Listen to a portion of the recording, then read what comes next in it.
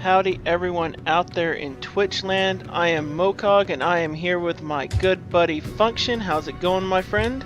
It's going pretty well. Oh yeah? Yeah. Oh my. So there was something this past weekend, wasn't there? Wasn't there, What? Function? I don't remember. You don't remember? My Twitter blew up all weekend and you can't remember? Were you drunk the whole time? No, I didn't get a whole lot. Well, I got pretty decent sleep. It's just playing all those board games and everything over at Gencon, playing all that Hex. It's mentally exhausting, maybe is the way to put it. Yeah, it takes it out of you. Came back and just slept all day yesterday, pretty much. So for those who do not necessarily know what's been going on this past weekend, one of the big, somewhat trade show, but also really a card game, board game extravaganza. There's also like tabletop D&D, just a big gaming convention. Gaming in the old school sense, not necessarily the current gaming where you've got everything from Oculus Rift to PC to the consoles, but sit down in front of people gaming, stuff like it was done in the olden days. Yep. It was a lot of fun. I mean, alright, so I'm back. But yeah, that was annoying. Didn't they know we're recording? But yeah, I know, Gencon was a right? blast. And a lot of fun, lots of games going on in there. It seems like they are starting to increase like their digital footprint, at least. I know they had, what was it? Like a room where a few people were playing League of Legends, but I didn't actually poke in there or anything to see if anybody was actually playing, because that's not really what the convention's for. Mm-hmm. So I would imagine that the audience of people there to do that was probably not very high. So mostly board games and very long lines to stand in and get those games. But now, yeah, of all the lines that were there, what do you think were some of the longest lines that were out there? The longest line that I stood in, at least, was the Paizo line, because my wife and I are all about the Pathfinder adventure card game. It's a lot of fun. Gotcha. And since we don't have anybody to play like actual pen and paper games with, which would be awesome, but we don't. It's kind of a way of getting our fix, at least to some extent, and it's fun. But yeah, the Paizo line was really long. It went outside like the main convention floor. They started a line out there. But I think that was just so to avoid congestion. And the Fantasy Flight line was really long too. So was the AEG line, because I know a lot of people wanted Doomtown, which was just reprinted, and we ended up snagging a copy. Oh wow, Doomtown! I remember that from several years ago. They just reprinted it. Yeah, AEG just reprinted it, which is pretty rad, and so we snagged a copy of that. But yeah, the Paizo line, what ended up sucking is our first day at Gen Con probably wasn't the best necessarily, because we ended up getting in the Paizo line, realizing that it was an hour and a half long, and that we weren't going to make it into the front before our event started. So we got out of line and went over to our event. And since we were doing that, since we got out of line, we went and saw the Cryptozoic guys and wished them good morning, and ran into our other buddies and stuff. And then we got back into the Paizo line when we were all done with everything. And we stood around for a while, and then we realized we were really hungry, and it was still like an hour-long line, and so we got out of the line again. Like, we ended up probably waiting in the line long enough to go through it 3 times over. Eventually, we finally got through. The nice thing was that we had another event to go to, and so we had to get out of line, but we were literally like right at the very front, and we said to one of the guys, like, hey, this is our 3rd time waiting in the line, and we really want this game, and it's kind of frustrating that we have to keep leaving. He let us bump us up when we come back, and yeah, he was nice enough to do that, which would have really been unfortunate because that kind of sucked. But we ended up getting our game, and we were happy campers, and we played a whole bunch of Hex. I can't remember if I drafted on that very first day. I think I did at the very end of the day. Yeah, that sounds about right. I think I got my first Hex draft in on Thursday, and Neo and Russell and Colin, or Neo and Guer and Colin, were all already playing, and pretty much all the drafts all the way through, so they'd already gotten one in. And I think either Boss Hoss or Wardle, because we had our fancy team shirts. I should go find my shirt and hold it up for the You had team shirts? Yeah, I went and got shirts printed for our team, and just because I've we would be huge dorks, and that would be fun. Actually, I think there's some pictures out there that are floating around on Twitter that Were have those us the in our red shirts. shirts? Yeah, the baseball tees with like the red sleeves, and they're kind of goofy and dorky, but it was fun. So, anyways, that first draft, I think I was playing with at least 4 or 5 other members of the team, and they had already drafted a bunch of times. So I was like, "Well, this is gonna be interesting. I don't know what I'm doing yet with set 2." And I think I drafted a decent deck, but Neo smashed on me in round 1. And actually, no, now that I remember that deck, it wasn't very good. But I will say this: Town Crier, holy balls, that card's pretty good. I had like 2 or 3 of them, and each time I ended up drawing like 5 cards off of it. So that one's like a 2/2 for 4 in Sapphire. Gotcha. And when it comes into play, you draw cards based on how many humans you have, and then you have to discard 2 cards. So it's pretty easy to do, like draw 5, discard 2, and he's a human, so he counts himself. So you're in pretty good shape, and yeah, that card's pretty good. I'll be honest, I am 3 different levels of super jealous about the whole thing. Well, because one of the big reasons is, while Gencon was going on, I was in a different state than Texas, and we decided to drive because my wife especially doesn't like to fly.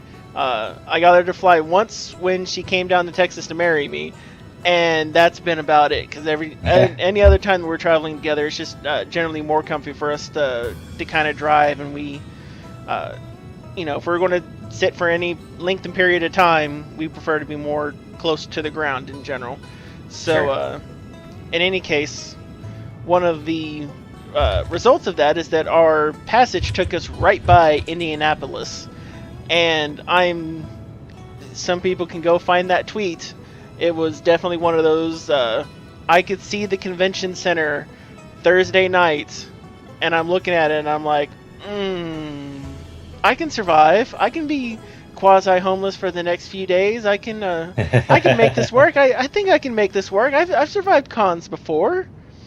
But then I probably would not have a wife very much longer after that. That's pretty rough. We went with future prosperity and significantly increased plans to go to Gencon from this forward out.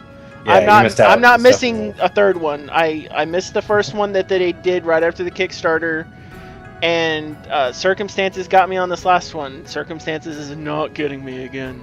So yeah, but going on with Gen Con, yeah, that sucks that you weren't able to make it. But next time. Not even just able to get in for the league games, which had really cool stuff. Then they had the drafts going on. Then you had pretty much, because of the stuff that we do with YouTube and what we do here in the General's tent, could have even maybe gotten in an interview, could have grilled Corey, or gotten someone to take pictures of me giving him a bear hug that just lifts him up and then spins him like a princess. Because I would do it. Heck, I'd do it to Colin too, just for funsies. And as fun as that is, that's not what our channel is about. Our channel is... Yep. It's more about the cool stuff that could happen, which you're going to tell me about. How many cool things happen? Speaking of cool stuff happening, so I knew that they had the alternate art poster. They had the regular art one, and what kind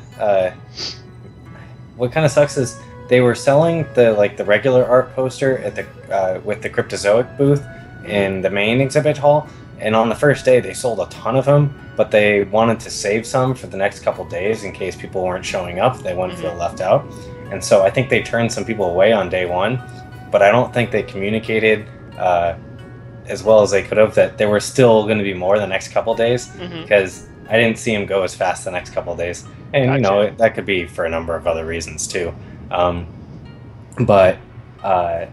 So there were those posters going, and I knew that there was going to be like some sort of sleeve. If you got the poster, you would get a sleeve in game, and the posters are limited edition. I know they're going to be selling a bunch online too, so people will still have a chance to get them. Oh goodness. They better be, because I looked for that weekend, or that link all weekend. I watched the page. Well, I will first apologize before I continue. As part of the convention, I caught the con crud, so I kind of still have some congestion. If I cough, I'll try not to cough into the mic, and I have to cough right now, so 1 second. Okay. Yeah. And it begins. So I caught that. Hopefully it's not contagious over Twitch, because that would be unfortunate. That would and be you can probably really hear my unfortunate. wife coughing in the other room. I think I passed it on to her at the very end of the con. But yeah, so con crud, not so much fun. Drafting Hex, tons of fun. And speaking of which, So back to the posters. There was the alternate art poster. What I didn't know at the time was that if you won the alternate art poster, the way to mainly get it, actually I think the only way to get it was to win one of the drafts. Yep. I didn't know that they were going to have alternate art sleeves. Yes, and they had they're supposed to have sleeves that match the art for that poster. Which, as soon as I found that out, I was like, holy balls, I got to get one of those posters, because there's only 50 of those posters, and yes, and those are the only 50 that will ever be made. Yeah, so I'm all about those hard to get exclusive things, and yeah, I set my mind to it. On top of that, even though there's 50, I think they were only giving out 22 or so at the convention, so that even makes it kind of a smaller. I wonder what they're saving. Even are they saving the others for like future events? My understanding is they're gonna do special giveaways or something with them. I have no idea what in particular they might be doing with them, but they do have extra ones that weren't given, and then they're going to do something special with them apparently. Oh, snazzy. So the next day on, what was it, Friday, I was all about trying to get one of those alternate art ones, because I only did one draft on Thursday, I think it was. Yeah. And then I think if I won. or Neo kind of take you out in the first round, it's hard to win after that, isn't it? Yeah, so, well, on that note, so I'll fast forward a bit. By the end of Friday, I think our count is when we went to go have dinner together, there were 9 posters given out, and 7 of those 9 posters were given out to our team. Oh, wow. Yeah, so we were at least you're doing pretty good. But I don't think we won any the rest of the weekend. A few of us conceded in the later rounds to give other folks posters or whatever other stuff was going on. Well, that's just kind of the kind thing to do, because it's not like you're really playing for packs or anything at that point. Yeah, but those sleeves, I mean, if there's only 50. Yeah, can you imagine? Actually, I can imagine just one of those posters in of themselves. I mean, that's going to be like the equivalent of the Tiger Mount in WoW. Yep, exactly. So that's pretty cool. That is kind of hard to pass up still. Yeah, exactly. But Friday morning, I won, I think, the very first draft I did on Friday. A bunch of us were in it. I was playing against Neo in the finals, and he very graciously just conceded. He's like, "Oh, what's that? How'd you beat me so fast?" And he just walked up to the computer. So that was nice of him, although he was going to lose anyways, because that was a bonkers deck. That was an insane deck that I have. So, speaking of insane decks, you want to talk about cards a little bit for a minute or two? Oh, well, yeah, of course. So, now one of the things, there was a lot of different spoilers and the like that came across Twitter, and we saw a little bit of the new mechanics, and, a couple people, especially Hacky, did an amazing job getting information out there from the con as it was going, taking pictures and stuff. Yeah.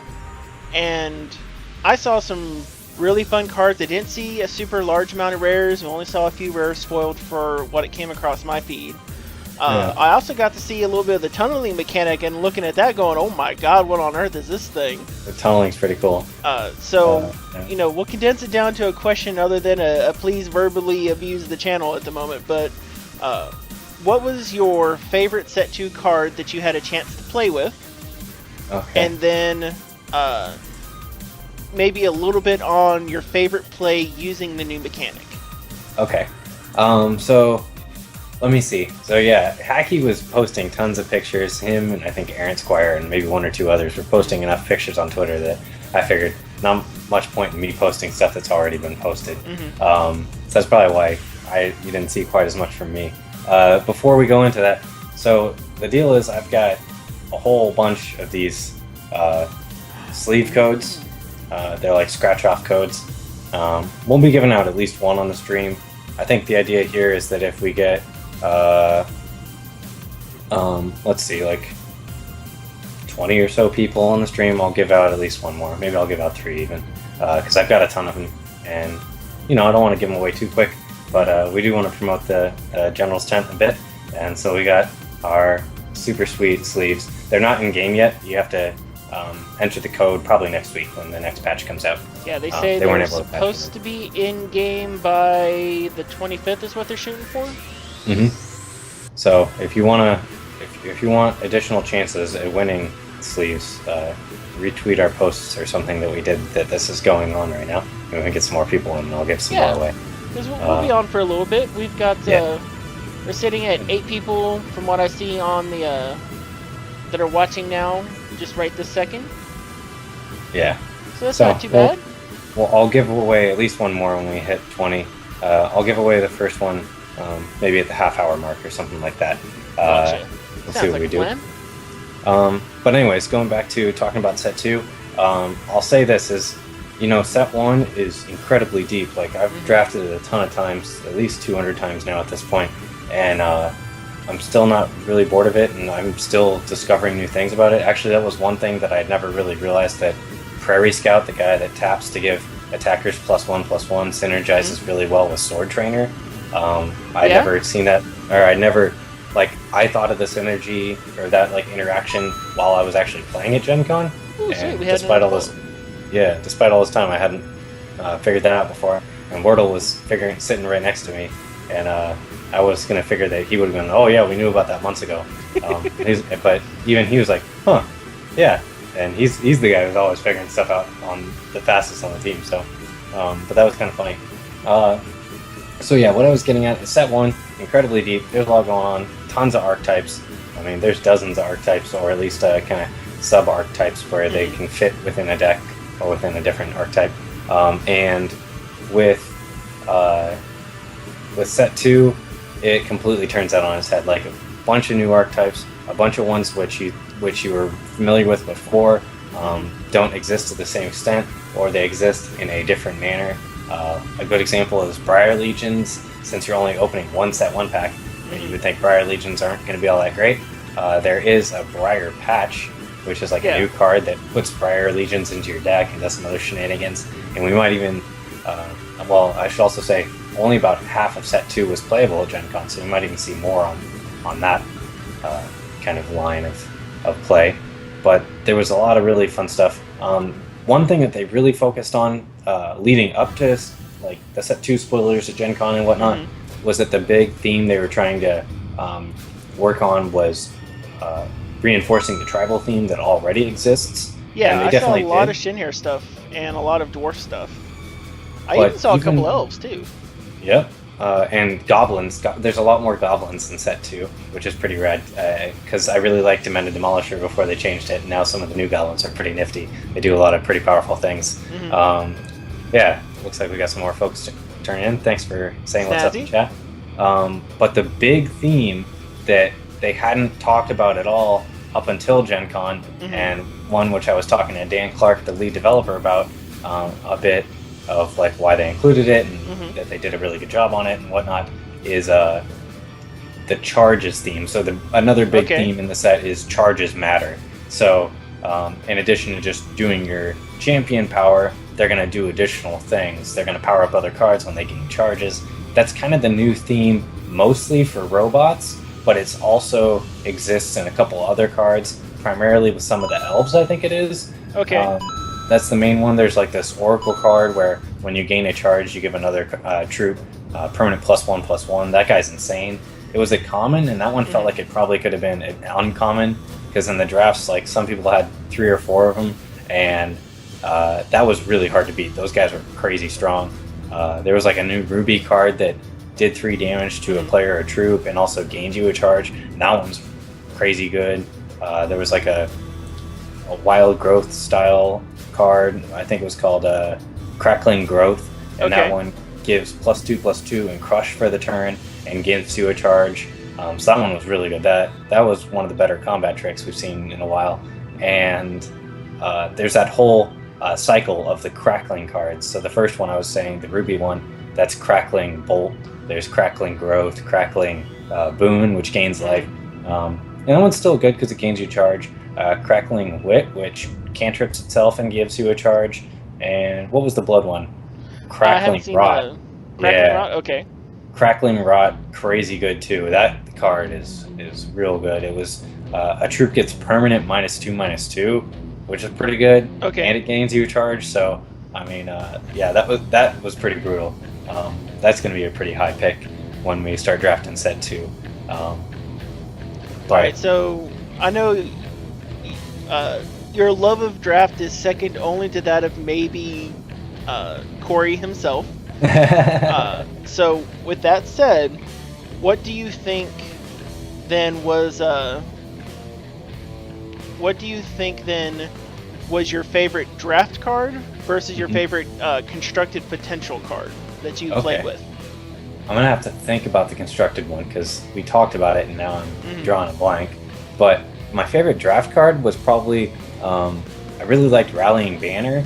That one is like a 5-cost artifact, and if you have a human in play, it goes down to 2 cost, and it inspires everything to give it +1/+1.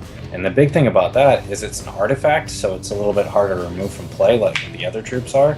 So you can, it's not like just killing the Kraken Guard Mariner and then no more inspires. This one, it's a little bit harder. But on the other hand, if you kill their one human that they have in play, it's going to go back up to 5 costs and it's not going to inspire quite as much. What's nice about it, though, and what I really liked about it, is turn 1 Kraken Guard Mariner means that if you have a banner in your hand, you're going to be able to play it on turn 2. And then there's this new pet troop that puts in a pet bear, and it buffs all the other pets in play to give them +1/+1. I forget, it's like the Den Mother or something like that, and she's a 3-drop, and the bear is a 3-drop. So what happens is you end up going Kraken Guard Mariner to give stuff +0/+1, the banner on turn 2, and then on turn 3 you're giving your guys +1/+2, and then the bear is a 4/4 by then. I think the banner was bugged from my memory. Jews and Jedi's mentioning, wasn't it minus cost for each, or human in each zone? It might have been. There was something weird happening where the banners were being -6 cost, so that they were -1. I don't think that was intended. I think they were supposed to be just a flat -3. Because there was something strange happening, and maybe I misread it. Maybe he's right. I'll have to go back and look at it. But that one was a lot of fun for draft. And one other one I'll say that I really liked. I'm pretty sure it was in play. One other one I'll say I really liked is there was a card called Born to Die. Which is, that's the Shinhair one, right? Yeah, I'm pretty sure it said Sack a Troop, not just Shinhair. But it has like Shinhair on it, and it's meant for the Shinhair deck. Is that it's Sack a Troop, pay 1 resource, and deal 1 damage to an opposing champion. That is pretty good. It's like a pseudo Volcanon if you build around it. I like in draft formats when you can kind of build a little combo deck, or a deck where it's got that strong win con and the deck revolves around that. And it was totally possible to do that. I think we're both talking about the same thing then, Jusum, is that it was at -1 cost, but I don't think that's what was supposed to be happening. I think it was a bug. There were a bunch of bugs with the set 2 cards, but that's to be expected. We don't have access to set 2 yet anyway, so. But I think that's seems like a really great way to roll it out by doing the drafts as that set 2 form. Yeah, it was a lot of fun. It was a blast. All right, so I think I've got it figured out for constructed. At least off the top of my head, the 2 cards that really jump out at me, the Crackling Bolt, to do 3 damage to an opposing champion or troop, being able to, like, just like Burn, being able to do it to the dome or to a troop is pretty good. It is a basic action, which is definitely a drawback, but the fact that it gives you another charge is also pretty good, and it costs 2, so it's pretty efficient. I'm sure that's going to see a lot of play in Ruby-based decks because, like, basically copy 5 through 8 of Burn. It's going to be pretty good if they're playing a deck that's all about doing damage to its opponents through spells. So that one's pretty good. Another one, which I think we'll see play at least on some level, is there's this Unicorn, and I drafted this in the poster, in the draft I won my poster with. It's a 3-drop for a 3, or it's 3 cost for a 3/3, and it has sacrifice this troop. All other troops you control gain invincible till the end of the turn. It can protect you from an extinction if you have a pretty well-developed board. At that point, you're trading 1 for 1 for their extinction, but hopefully you have a bunch of guys and you're keeping those in play as well. It can also serve as a combat trick. It can serve all kinds of different rolls, and that card's pretty flexible. It's definitely, it um, there's a term for that kind of card where it's kind of a lynch or a safeguard or something. I can't think of the exact term that I was thinking of, but yeah, that one's going to definitely see play at least on some kind of level because it'll be good to counteract the extinction decks. Probably not all that great against Score Feast, but it's good against the extinction decks. And on that same... and Extinction's definitely got still a pretty significant presence in the metagame still. Yeah. So, so that guy was pretty solid and I liked him. Alright, so I've got Hacky, oh my god, has put up so many awesome pictures that are amazing, so I can now start using his as a reference. So it was a unicorn one, right? Let's see what we have that to be exactly. I remember seeing it a little bit. Gotta go find it. I found Born to Die. Oh yeah, the reason was it was a 2-cost 1 blood threshold constant that was pay 1, sacrifice a troop, deal 1 damage to the target champion. And it works so well with Shinhair is because it's got the sacrifice synergy with it, but then also anytime that you're about to chump block when it wouldn't necessarily kill, you can pull and deal 1 damage to the dome in response to every one of the attacks that are going through. That's pretty cool. And then I saw Den Mother. Hope Heart Unicorn. That's the one you're talking about, right? Yeah. So going 3 cost, 2 diamond threshold, troop, sacrifice this. Troops you control get invincible this turn, and it's a 3/3. So automatically, I guess we're going to have to start calling all former Magic Bears unicorns now because of this card. I kind of like the idea of unicorns instead of bears. But yeah, sacrificing it to give everything invincible, and that's really, really sweet. Yeah, it'll protect your team. Rundeck was pointing out there was a paladin that did damage to champions whenever he gained health. That one was pretty cool. It's kind of like where we have the righteous paladin. That guy was the opposite style. Exactly. Kind of like a dark paladin. Yep, and there was like the dark version of the ivory pawn or whatever it was, which probably still won't see Ebony a ton pawn. of play, but it's interesting. Yeah. But what were we going about? The unicorn. So one of the things I was talking to Dan Clark about when we were having dinner was the unicorn and where it fit and stuff, and whether he was concerned about it actually fitting into extinction-based decks where Extinction's one of their only spells and they just play a ton of troops out, like Living Totem maybe and whatever else they got going, Vampire Kings, and then they play Extinction with the unicorn out, sack it, and save all their guys to swing through on like an empty board or something like that. Yeah. And the idea there, at least from a development standpoint, is that doesn't seem very broken. That's not too big of a concern because the amount of effort it takes to basically make that happen is pretty high, and that if somebody wants to put the effort in to build that type of deck and it works, and then go for it. That they don't think that kind of strategy though would be overbearing or overpowering for the meta, and I agree with him 100%. But it was just interesting to see. Like, I was picking his brain on a couple of different things like that, and see exactly what their line of thought was.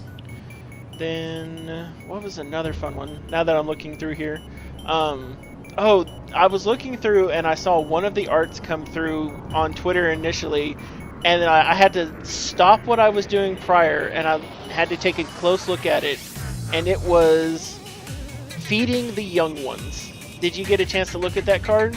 Oh, yeah, unfortunately I got a chance to look at that about 5 times when I was playing against Threshold Matt in the finals, I think it was.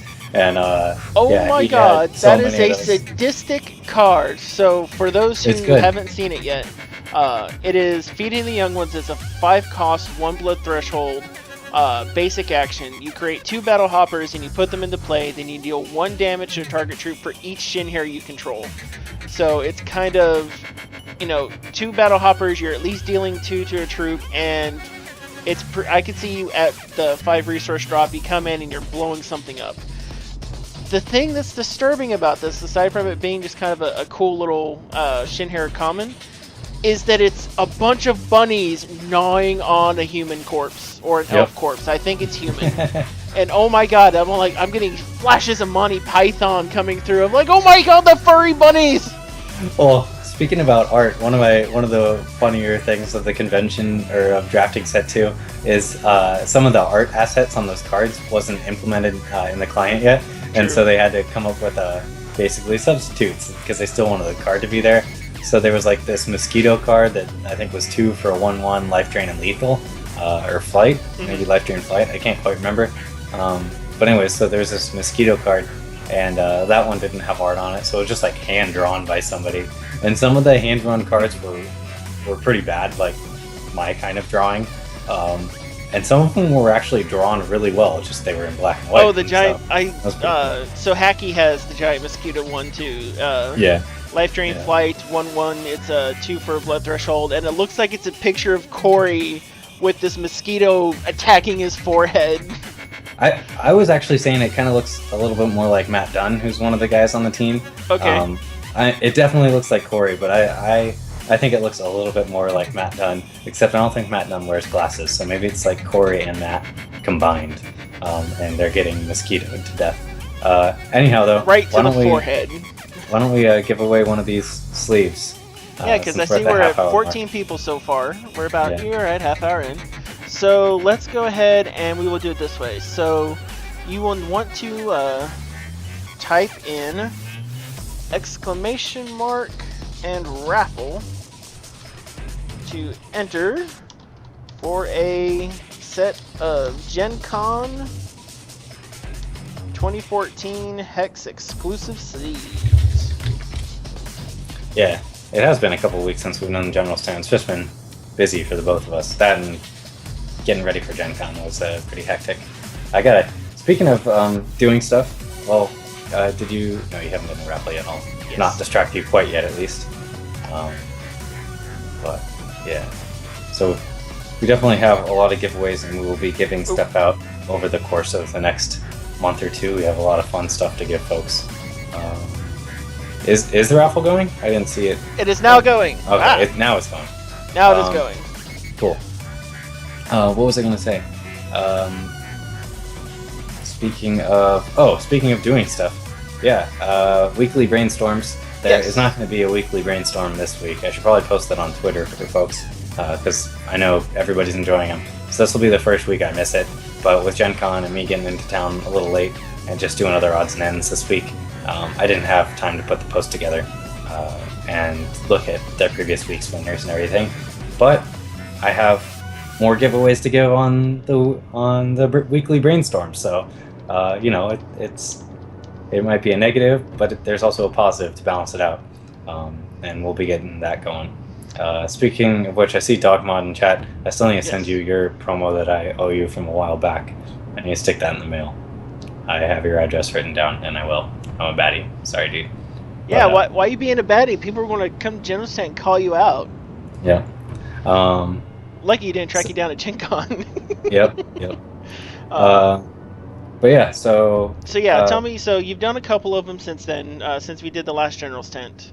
Yeah, I've done a bunch of them. Like, they've been going really well, and I was surprised at how much responses we've been getting. Mm-hmm. We did one that was a sleeve one of just come up with your own sleeve, and that one, with the way that the entries were for that, I wasn't planning on picking really a winner, because it was all kind of just people saying, "Oh, this is my favorite thing," and that was kind of the intention anyhow. So that one I just picked 2 random winners, and that was the weekly brainstorm 2 weeks ago. Last week's was formats, I think.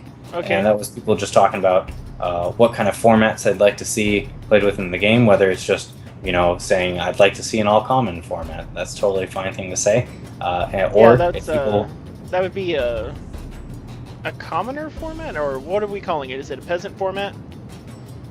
Yeah, or something like Pauper. Pauper is what it's usually called.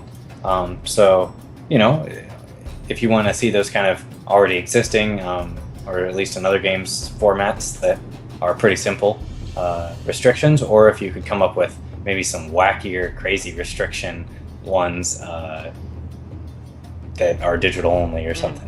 And so a lot of people were posting on that. I haven't had a chance to go through every single entry yet because I was gone all weekend. But pretty soon I'll be doing that and getting the winners selected and then getting ready for the next weekly brainstorm.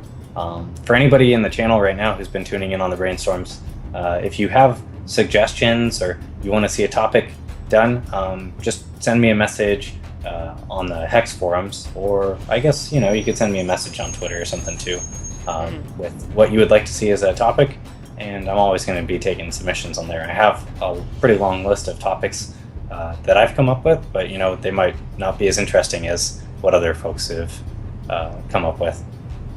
So, but what do we got going here in chat? Yeah. So let's see what we've got. So, yeah, Dogmud would have tracked you down. I don't blame him. Just say what's up. I had a lot of people come and say what's up to me. I guess one thing helps when the back of your shirt says function on it, and people go, yes, "Oh, you're function." It does. So, yeah. Oh goodness, there are going to be so many bear hugs this next Gen Con. It's going to be crazy. All right, now, did you see anyone just randomly walk up and hug Corey? No, and actually, I don't know if I actually gave Corey a hug this year. I'm sure. Oh, I'm sure I did. Yeah. I did when we were getting drinks and stuff. We were getting drinks together on Saturday night. That's fine. Ben and I did not get wasty face together this year, although we did drink together quite a bit. But I didn't even really get buzzed. I had a lot to drink that night, but I don't know what it was. It's the punk rock getting drunk immunity, maybe. Something. Possible. But I think you can go ahead. Yeah, there was no Princess Corey cosplay, but there were a lot of people playing Hex. One thing I would note is it was really great that they were doing the giveaways like this rather than emailing people the codes and stuff, because that was kind of cumbersome last year. So it was good that they figured out a better system to do it. And it's cool to just have the cards.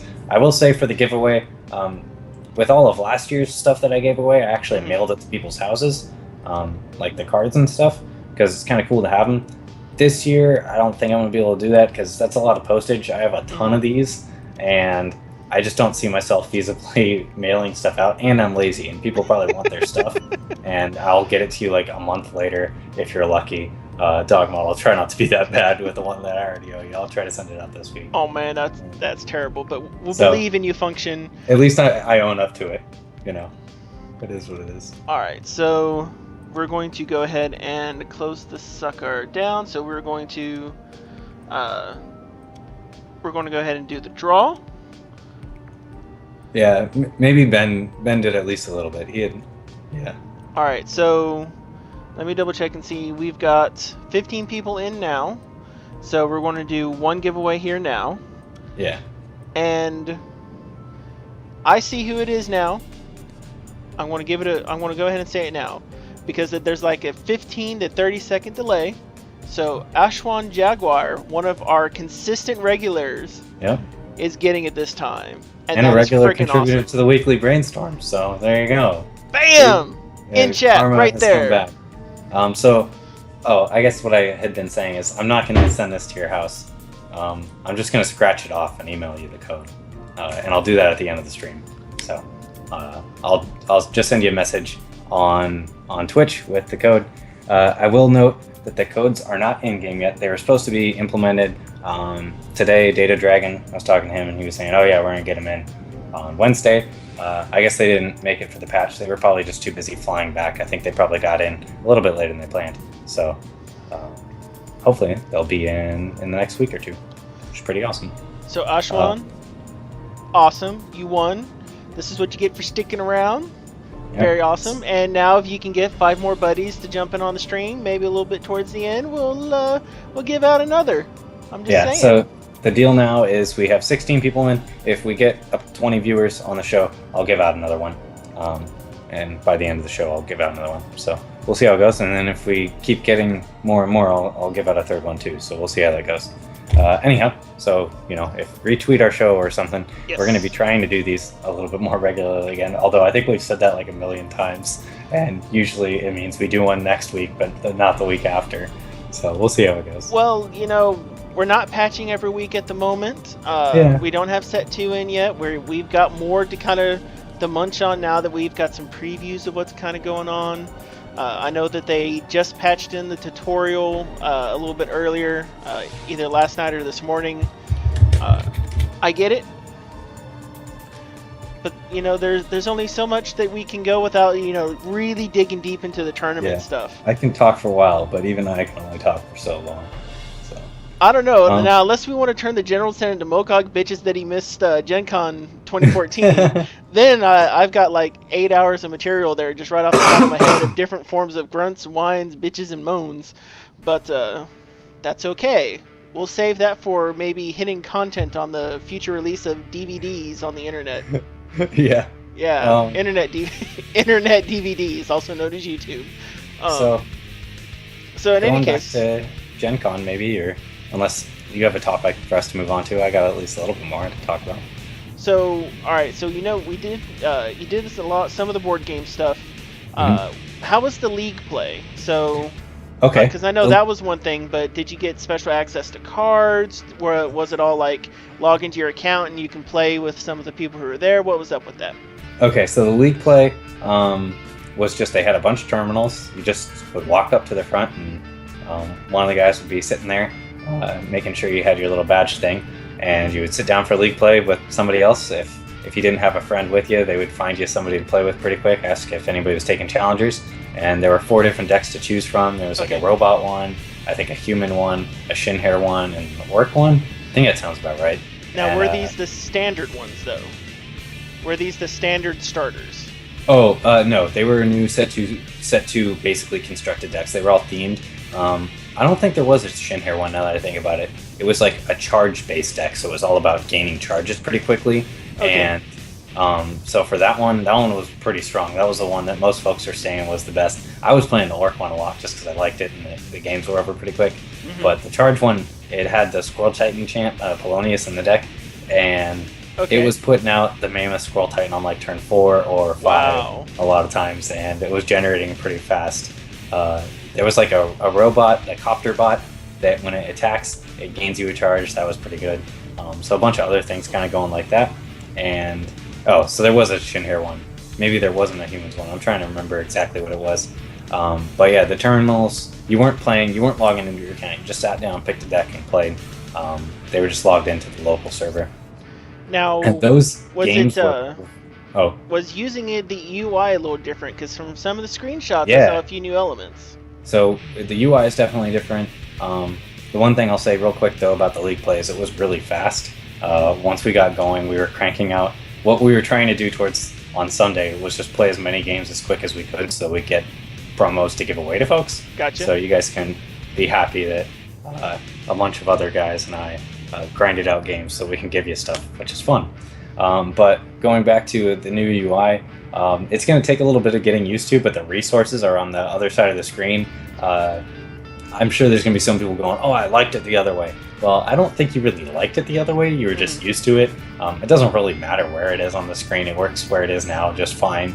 I don't think it naturally goes in one spot or another. It just, you're used to it one way, so that's going to take a little bit of getting used to. And the same thing goes for the threshold. Now there's a little lens flare thing that pops up. It's a little bit more of an animation than what we currently have, and they go onto the same spot, kind of over by where your deck is.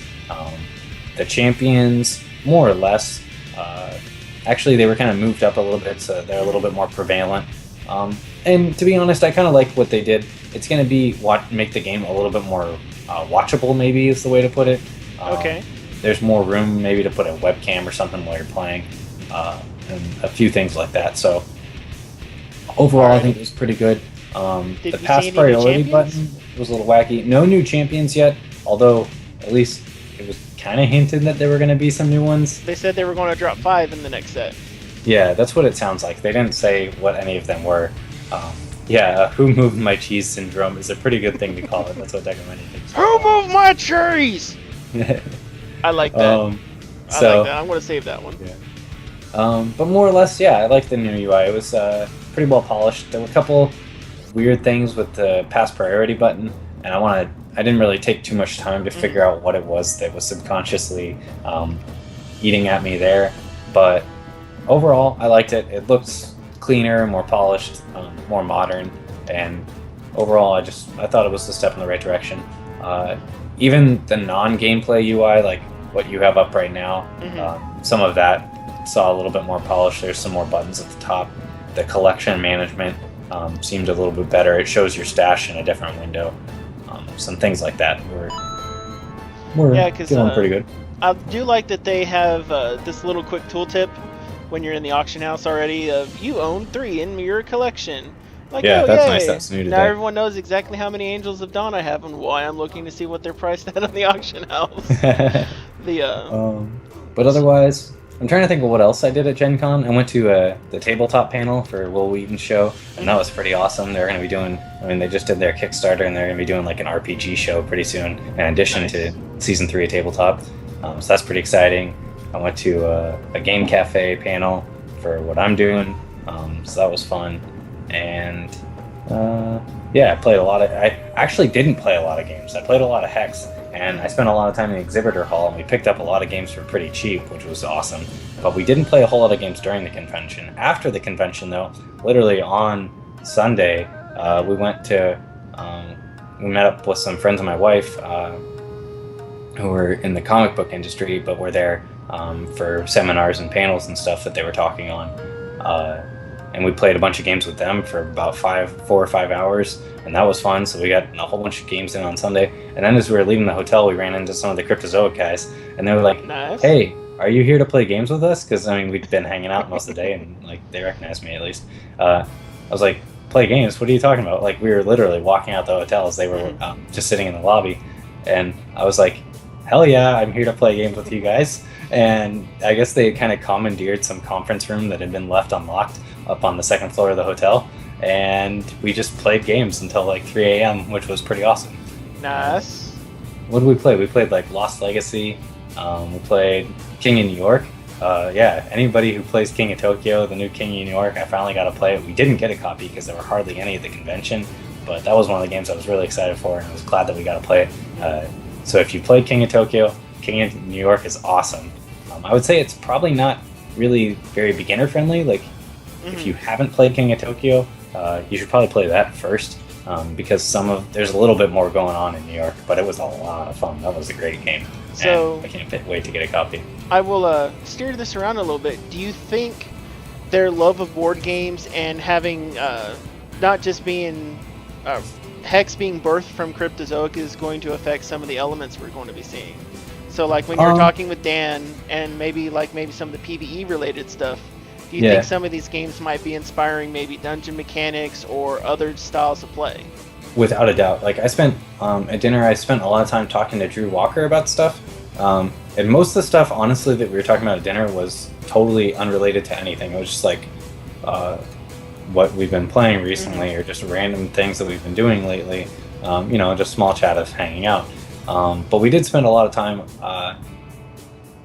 talking about what we can see in the future and stuff. And Drew Walker, I think he's their PvE lead now, because I think Chris is just doing systems engineering for the most part, and he's doing that full time. And Drew's doing the PvE, at least leading it up. I think he's doing that full time, and he's a really awesome guy. I talked to him a lot last year, and when I visited the office, he ran me through one of the dungeons.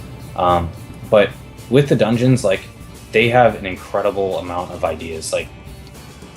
There was a few things where I was like, oh, I think this is really cool. I suggested, and they're like, oh yeah, we already thought of that. So there was no surprise there. Anything that folks have come up with, the team has probably thought of it months and months and months, maybe even years ago. But that's not to say that they don't have I guess what I'm getting at is they have a wealth of ideas, and definitely the board game design is where a lot of that's coming from. I think in general, what a lot of folks would say, even at schools and stuff, is that if you're looking to design video games, you should probably spend a lot of time playing board games first and foremost, because that's where the mechanics are. The video game, it has the mechanics in it, sure, but it also has all these other storytelling elements of video, basically, and directing, and the kind of stuff you would see from movies. So it's kind of a hodgepodge of movies mixed with video games, or with board games almost. But fundamentally, the mechanics are all going to come from board games, more or less. I'm talking just when anybody's designing anything game-related, for the most part. And so that they have a board gaming background is a big boon for them. That's going to help out a lot. and it's just going to help out for their creative process too, because it's going to help consider things that they might not have considered otherwise. And it's looking pretty awesome. I mean, they got some pretty sweet stuff going out. All right, so there wasn't any bring the press behind the curtain for a moment to be like, this is what we've got on our super secret tech version demo. It was pretty much what you saw at Gencon 2, or what you saw at Gencon is kind of one of those, this is what your UI is going to look like in a couple patches, this is kind of what you're going to be seeing for set 2, or did you see more behind the curtain that you are not liable to talk about? They didn't have like a super secret terminal that was running in the back room that had all the dungeons already on it. They didn't have anything like that, although it would have been pretty sweet. But that's not to say that, I was still told a lot of stuff of what I can expect. And having already seen one of the dungeons, at least on paper, it's pretty easy to envision, if they tell you this is what we're planning with the dungeon, and you already have some context to put that in. So I was told a lot of stuff. I think most of it I probably can't talk about, but, or at least I shouldn't. Maybe it was told in confidence, I don't know. But they have a lot of fun stuff coming out. Most of the team, I think it's safe to say that Jason, he's one of the developers, but also working a lot on PvE right now. He was saying they're putting a lot of effort currently into finishing up development on Arena, and they're pretty far along. I didn't ask which iteration they were on because I'd seen a couple different versions before, and I was just busy thinking about other things at the time. But Arena is coming out. Now, do we know? Do we have anything that we can update officially on what they're thinking for Arena? Because some of the old stuff that's old information from what I remember, kind of picking here and there from like the Kickstarter and the boards, and be willing to validate me, Chad, on here. From my understanding, the Arena lore-wise that they were talking about way back in the day, the Arena they're talking about is the Orcish Arena. And one of the mechanics they talked about for that was essentially being able to win with style and flair. And that essentially the way that you would win that would be based on how much you're able to win the crowd, and so you'd have this other PvE mechanic going on depending on how you played the game, depends on what flavor you got and favor you got with the crowd. Yeah. So that kind of still sounds like what it's going to be. I know there was at some point talk of the squirrels versus dinosaurs thing. They were talking about being the Arena. So I don't know if they're going back and forth on that, or if I just misunderstood. And I'm talking about like way back when it was Kickstarter period. It sounded like the squirrels versus dinosaurs was the Arena, but then there's also that post that you're referencing where it was all about like winning with flair. So that's going to be coming out at some point. Talking to Corey a lot about open beta and stuff like that is they just want to get the tutorial in, because really, when they start open beta, they're planning on bringing in a lot of players. I mean, it might seem like on some level that these streams, especially that 48-hour stream, that so many codes were given out that nobody wants them anymore, and there's tons of codes being given out on Reddit and elsewhere. Yeah. But ultimately, you still see people asking, hey, can I get a beta code? So really, at some level, they are going to be opening the floodgates for players.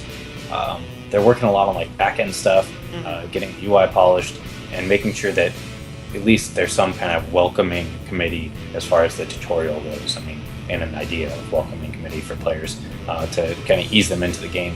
So hopefully the tutorial works out well. I haven't had a chance to play through it yet myself.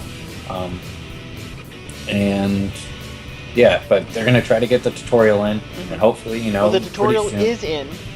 Yeah, it is. It's in the latest patch. Still thinking of last weekend. And then pretty soon we're going to be seeing open beta. Like, I wouldn't be surprised if it came out in the next month or so. And I would imagine within about, hopefully, 3 or 4 weeks after that, we see Arena, which would be a nice taste for things. So, even kind of on the less optimistic end of the spectrum, I think Arena being mid-October is probably pretty reasonable. The one thing that I think is going to push them back a bit is that set 2, we were playing with about half the cards right then, and the other half the cards might not have been in at Gen Con for a number of reasons. It might not even have anything to do with them not being ready. I can think of a lot of reasons why they would have excluded the cards. One of them is just they want to save for that hype building. Gotcha. As they're able to spoil. They still have a lot of spoilers that they would want to hand out to the sites and stuff.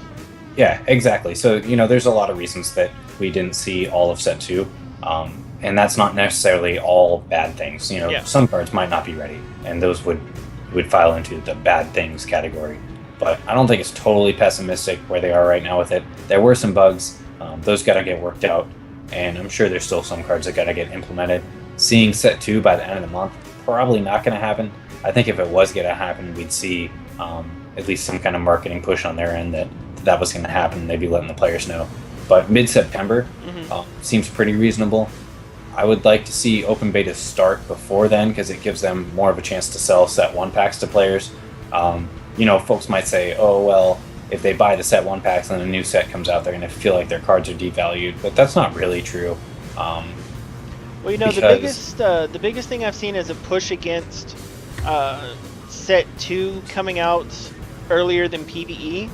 It's kind of like the idea of the promise of you don't have all of your Kickstarter promises in yet, so why are you putting out a second set? And we've been over that a lot already, so... Yeah, and I think it needs to be understood, for those who may have not already thought down those lines yet, that we have roughly 15 to 20,000 active players-ish, not necessarily at the same time, maybe, 3 to 5,000 active players at any given time for an indie closed beta game. And we have been, and it has been essentially a single set, discovering the depths of a set with this many minds for a year thus far. Yeah.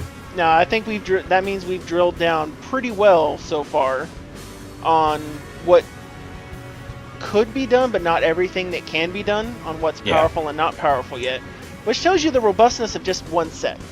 Yeah, it is a really robust set. And I was talking to Dan about that, just saying, they did an amazing job tuning it, especially for draft. It's a very draftable set. And it's got a lot going on. There are a lot of viable decks for constructed, and there's a lot of fun to be had with it. But that fun can only last so long. And they really got to hold on to their core audience, and to do so, they got to put out another set. And so the set 2 is the Evangelist set. If I had to say anything, and it's for someone who wants, who primarily wants the Kickstarter material to be, they're done, ready, give it to me now, give it to me so I can start doing my PvE. That's kind of hard to. That's hard to take and force down sometimes, and I can definitely understand where that comes from when it comes to that part specifically. Yeah. They're make no mistake, they're not purposely slowing down PvE. It just takes a lot of time. The kind of development that needs to be done for the PvP stuff is the same development that needs to be done for PvE. So anything they put in PvP wise, those systems are going to be useful for PvE. The same is not true if you reverse that. A lot of the PvE stuff won't apply for PvP. So even if both teams are working and they both have the same number of assets, the PvP stuff is just going to be done sooner. There's no way around it. But even with that said, I would just from what I know from seeing it and everything like that, the PvE stuff takes a lot of work. It is no small task to get all of that stuff implemented. There are a ton of interactions. There's a lot of art stuff, there's animation stuff, there's UI stuff, there's so many elements. It's not just here's a dungeon, play it. They have to make sure that experience of playing the dungeon is extremely enjoyable, that they really have a lot going on, or else they're gonna miss their chance. They're very concerned with making sure that they do it right the first time. And it's part of or one aspect of that is Hearthstone has already gotten its dungeon style out, so that is a thing now. It can't be denied on those aspects. But compared to what Hex has, it sucks. The Hex stuff is amazing. Yes, I don't disagree. And the thing that I'll throw on there is Blizzard, with its coding power and its ability, in the time that Hearthstone was being done and planned, put out a menu-listed system for its PvE challenges. Yeah. But if you take a look at the design methodology seen thus far in the screenshots and the style and what Hex is trying to do, every one of those is more of an interactive board game, just from what they've shown us from their arts and their concepts. So it's going to be a very different PvE experience. Plain and simple. There is a lot of fun stuff going on. I mean, you can watch the video with Corey talking to Sirius at Gamescom, and they spoil a lot of details there. And I'll not elaborate on that because I don't know I can't remember off the top of my head what was said on there and stuff that I know. But they have a lot of cool stuff planned. The way that like cards are altered between one room of the dungeon to the next, one battle to the next. Some cards in your deck might get changed and stuff. There's a lot of I don't know how else to say it, but like storytelling elements through deck building. That's probably a good way of saying it, and it's pretty interesting. They got cool stuff going on. And speaking of cool stuff, we just hit 26 viewers. Sweet! So we have a second sleeve to give away, so you might as well start that giveaway right now. Now, don't spam yet, guys, because you got to make sure that I get it up and going correctly, or otherwise it's just going to be chaos. Alright, Ashwan, you've already won, and I know you're still in here, so you can't enter again. But now let's go ahead and !raffle. I'll go ahead and type it in here in chat.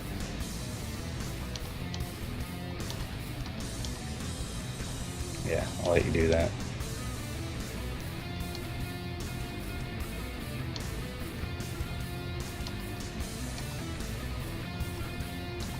Spam! I should turn the light on. Oh, that's gonna mess with the camera. Oh well. We'll just leave it like this for now. Alright, so now that is populating, we can go back. So, oh my god, we hit 26 people! Yeah. So now, you mentioned a little bit earlier that you're thinking about giving away 3 on this stream if we hit it. Yeah. What do we want to do for the third one? I would say 30. 30? mean, that's kind of what we were talking about before we started the show. I think it's reasonable. If we hit 30, we'll give away a third one. I mean, like I was saying, I do have a lot of promos, but I also need to kind of ration myself so I don't blow my load too early. But yeah, if we get there, I'll give away a third one, and we'll give away this one right now. There was a lot that I talked about with Gen Con. I can't there was a ton to talk about. I had a really amazing time. It was a great weekend, and it was a real blast. I gotta thank Colin again for helping make things happen, and just like the Crypto guys being. I guess that's what I would say, and this goes for basically everybody in the industry, is that this is their job. They treat it like a job. It's not just a game. You know, they might work in gaming, but their job is not a game to them. They take it very seriously, and so that it's still something they love, but they still treat it like a job. I'm kind of talking in circles now, but I guess what I'm getting at is that also everybody was so welcoming and embracing and just happy to be able to evangelize whatever they were currently doing, and happy to share it with other people. And it was awesome. That was totally a great time this weekend, and I just had to thank everybody involved. But with that said, we want to, unless folks have questions maybe in chat about Gen Con related stuff or cards or any other wackiness, there was some more wackiness that happened with some of the decks that were built during draft, but maybe we'll save that for our next general stent, because I could talk about that for a while. But in the meantime, alright, so in the meantime, do we want to go ahead and maybe open our pack? Yes, let's open a pack. I like that idea. Yeah. I like opening cards, even though it's terrible and I should be drafting with all of them. Yeah, it's fun. It's for the sake of the show. For the sake of the show, give me a legendary! Go, pack! Go! Let it... Okay, so while it's loading, because I know you're looking at that bit, we do know that we've got a rare. I was hoping for a legendary, because that's kind of what I need, but All right, so let me know when you can see everything there. Somebody's asking here, what are we giving away? So, hopefully the camera works. I can't see what my light looks like. Yeah. So I have 3 of these. We've already given away 1.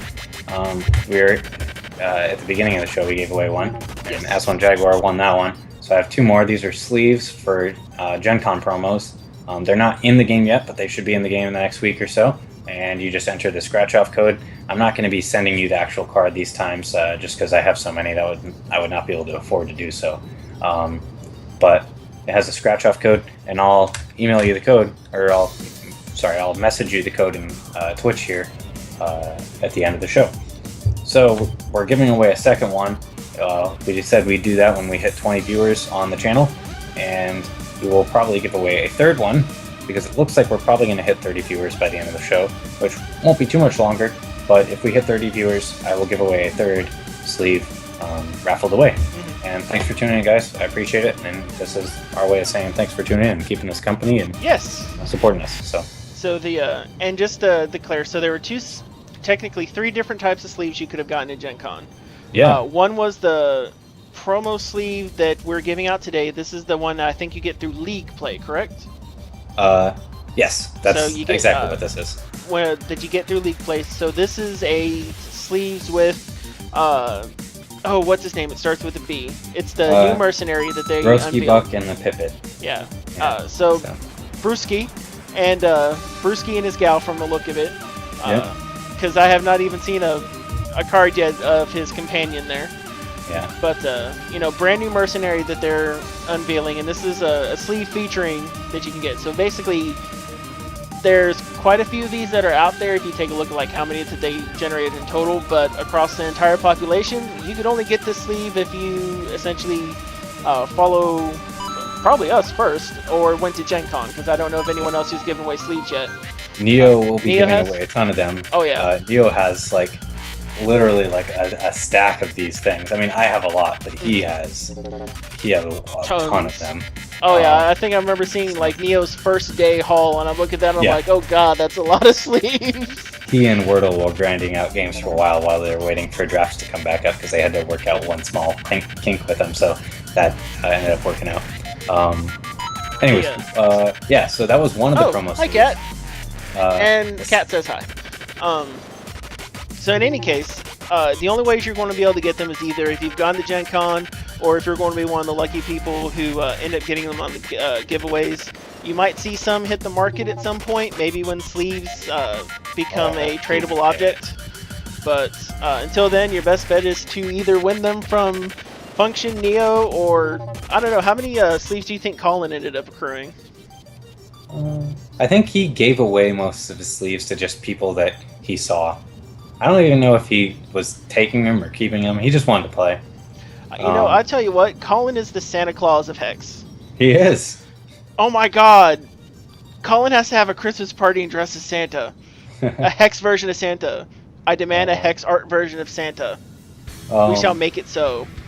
But what were you saying? In any case, there were 2 other types of sleeves, right? Yeah, so there was one for the regular art poster, if you bought one of those, which I was going to buy one if I didn't win the alternate art one, but I won the alternate art one. So there was the regular art poster, and you're still going to be able to get those. They're going to sell the regular art poster online at some point soon here, and those will come with sleeve codes, I'm pretty sure. Hopefully they... Colin Claus Hacky, yeah, Gencon Hype. And then the third one was, there were the alternate art posters, and so there were only 50 of those printed, and they had sleeve codes to go along with them.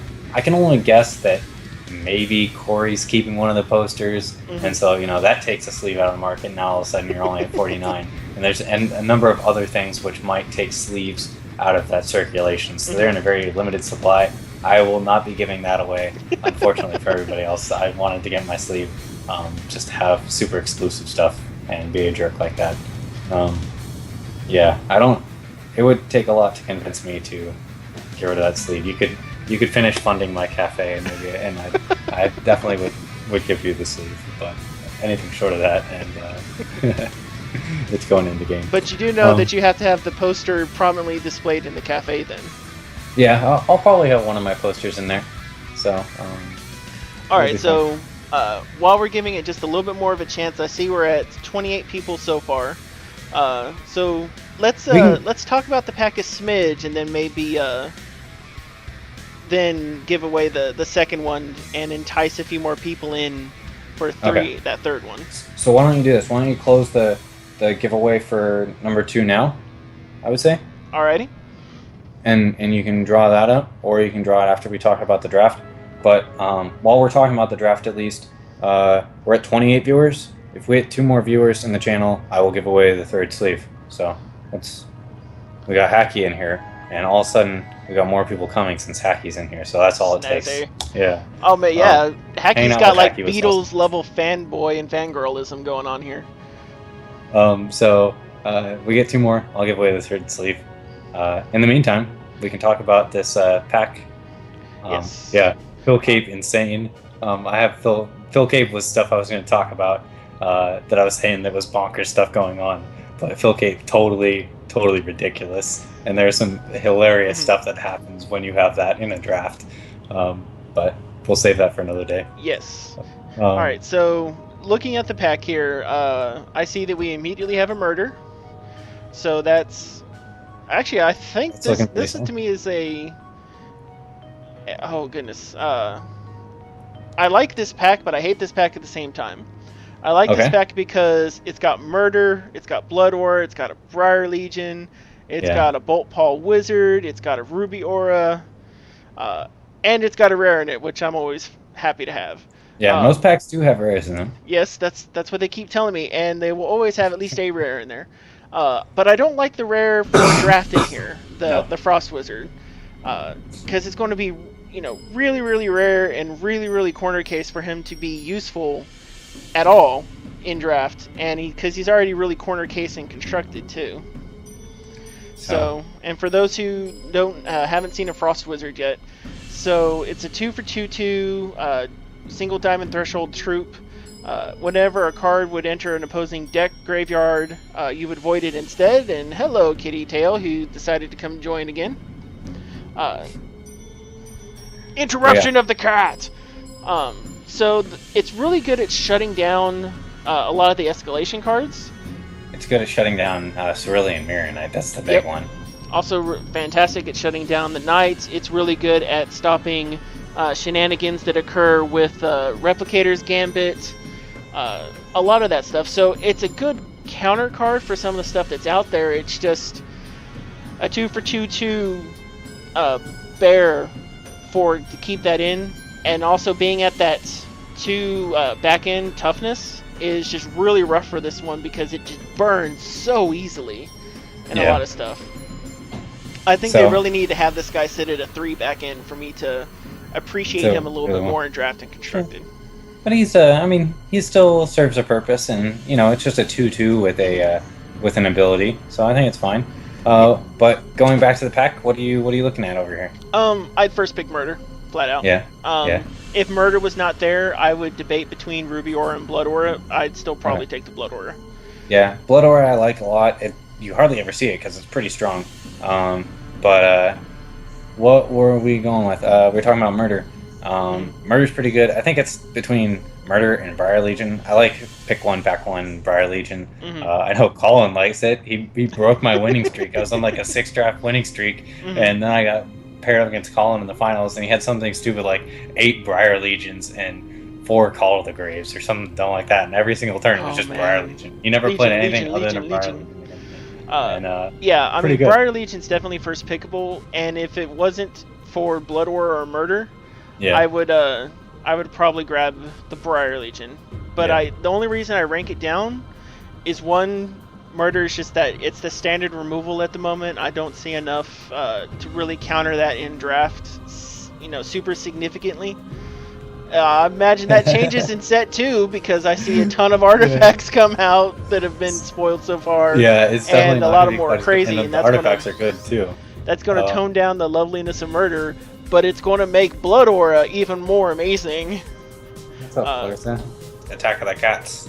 Yes, the kitties, they wanted to join the stream. But as far as like troops go, flat out Briar Legion's the best troop that I see in this pack so far. Yeah. And the Briar Legion, as Hacky and others were mentioning, if this was your pack you're opening, this might be one of your last chances to pick one pack one Briar Legion. Sure, we'll have Briar Patch and other stuff in set 2, but in set 1 drafts, you just won't be able to grab it anymore and live the dream. And well, I mean, every time you draft that Briar Legion, there's that draft where that's the only Briar Legion you see all draft. That is true. That's murder. So, but this pack is kind of mediocre. Yeah. I don't see anything that looks like it would come that would be great on the second pass through. Yeah. And plus the rare's not super spectacular. Come on. But I think, because your Murder, your Blood Aura, and your Briar Legion are going to be gone well before this pack comes back around. Yeah. You might have a Ruby Aura depending on what everyone else is playing. And if you did go with the Briar Legion first pick, you might be able to pick up that Nature's Reigns on the second pass around. Which is at least decent sideboard stuff. So, yeah. I can see a first and a second pick out of here on when it passes around again. So, I definitely agree. Yeah, mediocre, but I'd say upper mediocre, personally. Yeah. And, on that note, announcing the winner in chat, Arapi. Okay, so, Arapi, I will also be messaging you a Broski Buck sleeve code after the stream. Actually, if Aswan Jaguar and Erepi are still in here, send me a message, send Funktionfails a message on Twitch, and that way I can do it even faster, because I'll just be able to click your name. That would be probably just take you a second to do, and it would help me out a little bit rather than having to kind of dive through things and find it. But if not, I can do it myself. So there is still one sleeve to go. What are we at? We're still sitting at 28 viewers. It hasn't updated or refreshed or gone up since that. We might still be able to get one away. I don't know. Well, let's see. If I click on this button, all right. I will manual count this sucker if I gotta. Okay. I show ARP still in channel. Well, if it shows the viewers, sometimes the viewers that aren't logged in are still counted and things. So, like, there's not 28 ones that are logged in. So, counting it that way probably not the best. But anyhow, does anybody have any questions or anything before we start to wrap up the show? Because I think we already did our crackback in top 8, or in top pick, because that's usually how we end stuff. If folks have any Gencon questions or fun shenanigans to share, we can talk about that, but we'll probably be wrapping up the show in the next 5-6 minutes or so. What are you oohing about over there, Mokog? I got a common chest and I have enough gold to roll on it. I'm gonna! How do you have such little gold? We gotta get you some gold. I have this tendency to terribly roll on chests. Alright, well in that case, what I'll do is I'll get up like 30k gold, and then I'll go from drafts, and then I'll be like, alright, I've opened 6 or 7 common chests, and Kismet will do just like we see here. It'll be like, oh, you've got an eye and trash. Roll again. You've got an eye and more trash. Roll again. I'm like, I just spent 10k on this common chest. So, I see somebody asking me, like, what's the new best archetype in draft? And I see a lot of people complain on the forums about dwarves, and I would say dwarves is not the best archetype by any means. It has like potential to do really well, but I don't go out of my way to force it currently. I'm talking about in set 1. Like, I would say Sapphire Wild Boulder Brute deck is much stronger than anything dwarves has, but that's just me. But anyways, in set 2, the archetypes I think are going to see a lot of play, and we'll see how they flesh out after like the meta shifts and everybody realizes how to play. But what do we have? Shin Hair is really strong. Yeah, I saw a lot of Shin Hair teaming. The Shin Hair stuff that gives your guys like a temporary massive boost to attack, or buffs the guys in your hand. Those are all really strong, and they give you the potential to like sweep the game pretty quickly, where if you're just putting out troops at the same speed your opponent is, eventually you're going to have a bunch of battle hoppers that can just slaughter your opponent. So that one's pretty good. There's like the bucktooth paw or something, battle hardened paw. Battle hardened paw. Yeah, that guy's pretty good for 5 resources. Give all your troops +2/+0 for the turn. It's a one-shot. That one's pretty solid. Also, for the most part, I would say when you're looking at dwarves and artifacts, they actually kind of fit in different decks now. A lot of the dwarves could go in just about any deck. They're not really... there's not as many cards that are reliant on having dwarves, like Construction Plans, Warhulk, and stuff like that. They're just not as prevalent. Mm-hmm. So dwarves, there's like a 6-cost dwarf that, when it comes into play, gives a troop +1/+1 and flight, and it can tunnel for 2. That fits in just about any deck. It would go really well with Wild or with Diamond or whatever else you're doing. Mm-hmm. That's definitely kind of the theme with dwarves. With robots, a lot of them are charge based, so they can slot pretty easily into other decks, or they're stuff like Spambot, where they're kind of like a different version of Rose Lion, and Spambot can fit into a lot of different decks. There's a little bit higher variance with Rose Lion, but you can attack with it throughout the game, so that's something in its favor. But the big deck that I really liked playing, I realized what I just said, but that was kind of bad. The one that I really enjoyed playing a lot was Tricolor Humans. I already like playing Tricolor decks a lot in set 1, so seeing something that even kind of pushed that home a little bit further was nice. Tricolor Humans is a lot of fun. There's a lot of different cards that fit well into it. The new Pyromancer, basically a 3-drop that I think is a 3/1 if I remember right. You might have had different stats. I can't remember its base stats, but it inspires guys to give them +2 attack. So it's even strong. It's like 2 copies of Pyromancer in play. That guy's really great. If you are able to attach it to an evasive guy or a flyer, a scrap welder, or just about anything, it's going to be hitting that much harder, and it's going to be pretty powerful. But with the humans, the Town Crier is kind of like a big synergy or archetype going there, where you're just drawing a ton of cards and burying your opponent. There's this human guy that, or I think he's a human at least, the Bastion of something or other. He's a 5-cost guy that is a 4/4 and exhausts an opposing troop, and it doesn't ready in the next opportunity. So that guy's pretty strong because he's got a good body, and he's got kind of a similar effect to Buccaneer, and he's more expensive, but he still puts in a lot of work, especially if you can give him flying. That's going to be pretty clutch. Other than that, the Valkyr, like the 6-drop that does 3 damage and draws you a card, that just has a ton of value. It's going to be interesting to see how the new meta for it shifts. And we have 30 viewers. Hey! Sweet! Alright, so Alright, so Arapi, you've got yours. Let us do that. We're going to open up the raffle one more time, so type !raffle. But yeah, I really liked humans. I didn't play Shinhair, but I lost to it enough times to realize it was a pretty good deck. And there's just a lot of stuff going on, and it's different. Orcs aren't... I'm trying to remember if there even are any orcs that were in there. There probably are orcs in set 2, it's just we weren't playing with too many of them. Oh yeah, no, there were orcs. I like the charge-based ones. I like the guy that buffs all your 1-drops to give him +1/+1, like Fierce Warlord or something like that. So all of a sudden your Baby Yetis are 2/2s, or your Savage Raiders are 3/2s.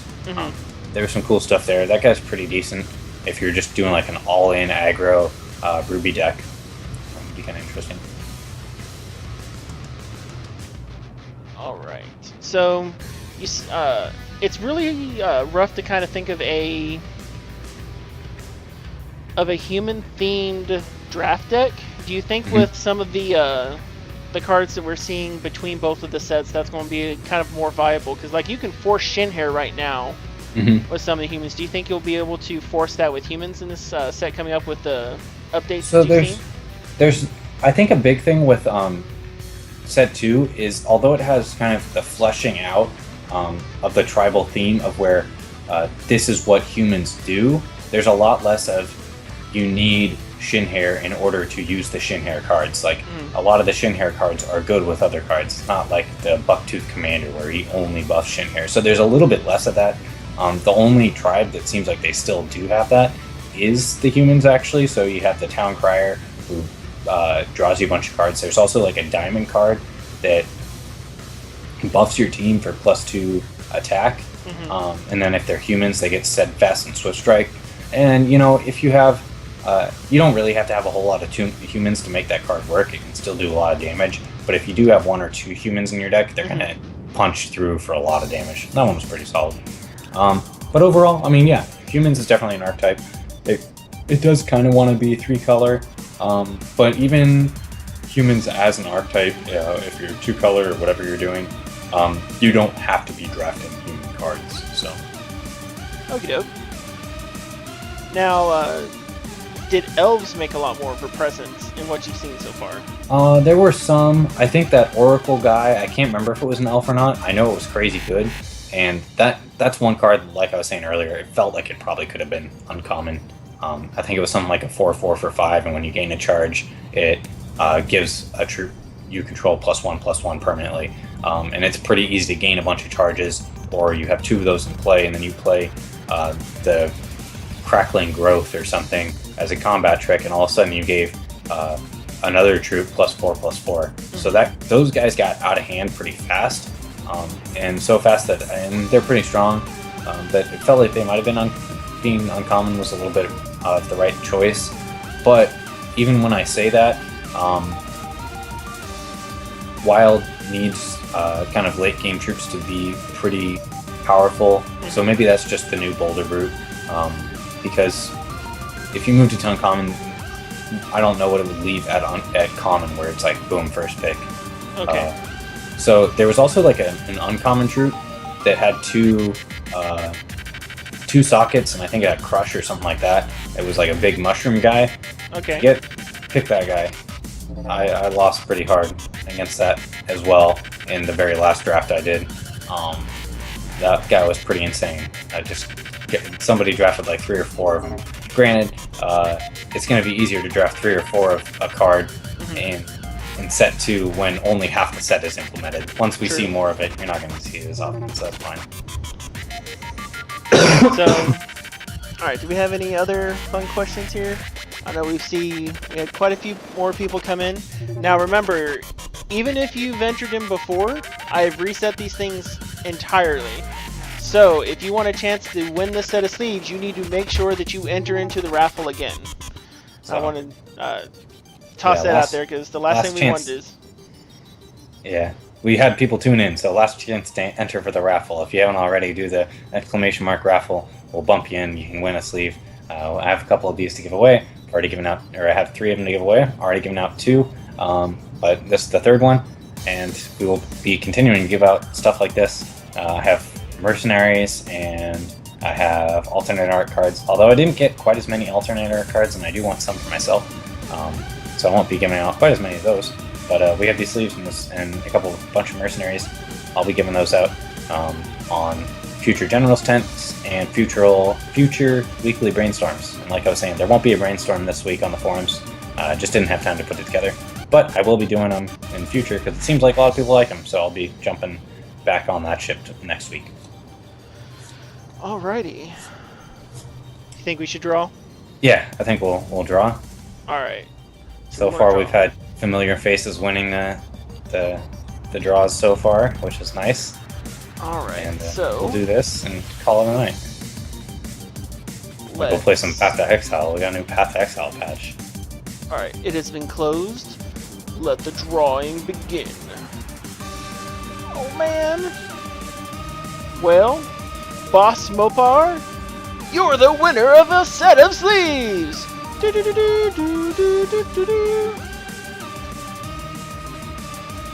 Alright, so there goes our 3rd winner. Boss Mopar, send me, that's Funktionfails, a message on Twitch if you want to make my life easy on finding you. Otherwise, we have Erepi, Asmo Jaguar. I'll be sending you your sleeve codes. I'll scratch them off right after this. Give me 5 or 10 minutes after the stream's over, and we'll get them to you. But other than that, we got our fun stuff. I guess we're winding down then. Yes. Mokog? So actually, Erepi actually made a comment on kind of what's playing in the background at the moment. One of the things about putting Sabotage as well as Reginald in the same deck, one of the reasons is I only own like 1 or 2 Reginalds, and they're in here, and so because I don't have 4, I can't rely on them. and so Sabotage is there for an alternate win condition for this specific deck. But in general, that's actually really correct, because you don't want your Sabotages putting in more cards for Reginald to burn through. It might be something that's a bit more viable, let's say, a little bit further down the line. Maybe when you can start getting maybe some equipment for Sabotage, or the equipment for Reginald to kind of burn through things a little differently. But in the meantime, they work as just alternate win conditions. That's the reason why I'm not playing the Sabotage presently, is because I've already got Reginald in the deck, and he's got only 27 cards to burn through. And I'm about to start, destroying things with my Dwarf here. So I'm not super overly worried about the guy at this point, because I've got enough control here and crazy stuff going through that I should be able to start Reginald, hitting with Reginald here in just a few moments. Plus, as a control deck, it's not super strong. It's definitely not tournament quality yet, but it's enough to have fun and play around with. So, before I die of heat stroke, because I had to turn off my fan, I think Yes. this up. It's so hot in here. Holy crap.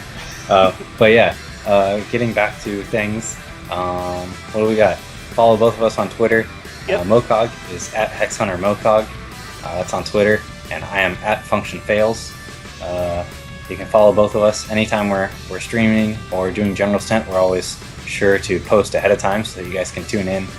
It's always fun to do these general stents. We always got fun stuff to talk about, and you guys keeping us company, which is awesome. We'll be doing more giveaways just to say thanks for everybody tuning in, and to just as a way of distributing these promos out to everybody. We've got a bunch more to give away. I'll be doing the weekly thing, so tune in on the forums to check that out.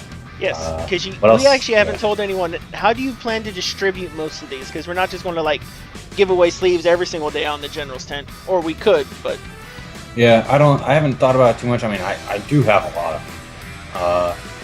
We'll probably, I still have some draft codes to give away on the General's tent, so that'll kind of break up some of the promo given away. We'll figure it out. I don't know. Hopefully I'll stream a little bit more often and not be a slacker there, and maybe give away a thing or two while I stream, or come up with something fun for folks to participate in. Alright. So, but yeah, all the fun stuff. Yep. And Reginald is in the last 9 cards. WTF. That's all I'm saying here. I'm going to burn this guy out. There, finally. Reginald kills him. And we can now end the show. There you go. Alright, everyone, thanks for watching. Be sure to tune in when we're going to do giveaways. We'll definitely be sure to announce them, because we got super awesome and cool things going on, and we got, with the tutorial in, we might be hitting open beta. It's going to get even more spectacular. So thanks for watching, y'all. Alright, thanks for tuning in, guys.